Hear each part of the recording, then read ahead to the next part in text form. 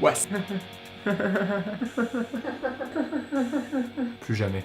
L'angoisse, c'est cette appréhension, cette peur d'un événement qui a une probabilité de se produire. L'angoisse, c'est aussi ce mal-être causé par l'inquiétude. On peut parler d'anxiété. L'anxiété, il en faut, mais pas trop. On devient sujet de peur sans objet. Souvent, tu utiliseras avec bien trop d'effort ton esprit à se projeter. Mais ça l'usera. Un esprit calculateur, hyperactif dans ses estimations du futur, est disposé à davantage considérer l'avenir et ses infortunes. En soi, t'as toutes les raisons du monde de t'inquiéter, mais c'est à toi que revient la décision de t'en soucier, ou pas. Notre tendance à voir le mal attendra souvent que le malheur arrive. Il est des choses que l'on a raison de redouter, d'autres que la raison ne devrait pas. Ne te soucie pas tant de la vie d'autrui. Autrement, tu as plus de 7 milliards de causes de tracas. Ne pas être à la hauteur est une question de barème subjectif. T'en fais pas, le futur se fera. À trop tendre vers une attente, on entretient sa déception.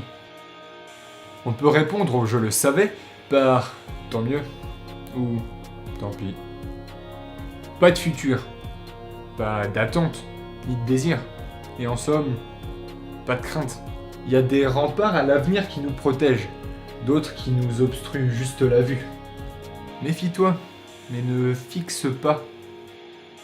Il y a les tracas qui te lassent ou qui te cassent, et il y a les tracas qui passent sans laisser de traces. Parfois, le futur gueule si fort qu'il laisse pas parler le présent. La sagesse serait de transformer appréhension en considération. Trie les probabilités, puis décide, au lieu de prier des idées.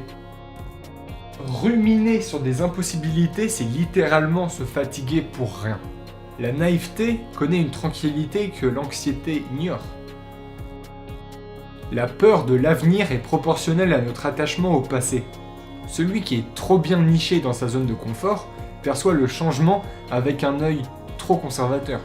Apprends à t'affranchir du statu quo. Oui, ça peut mal se passer. Oui, l'échec est possible. Oui, l'infortune a ses chances et oui, le malheur est probable. Mais cela est un fait. Et il ne faut pas esquiver la réalité. Au lieu de souhaiter bêtement un destin d'impunité et de bons présages, prépare-toi intelligemment à prévenir les fatalités et éviter les imprévus. Accorde volonté et anticipation. Ce qui arrive peut être évité, mais ce qui arrive dans tous les cas, ne le crains pas, ça servirait à rien.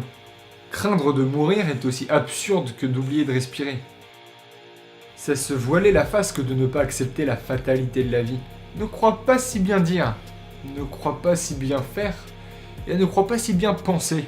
Fais simplement de ton mieux et t'en récolteras les fruits. Attends, la vie vient à temps. Quoi qu'il advienne, tu vas mourir, et ça ne t'importera alors plus. Le cours d'eau craint-il la cascade ?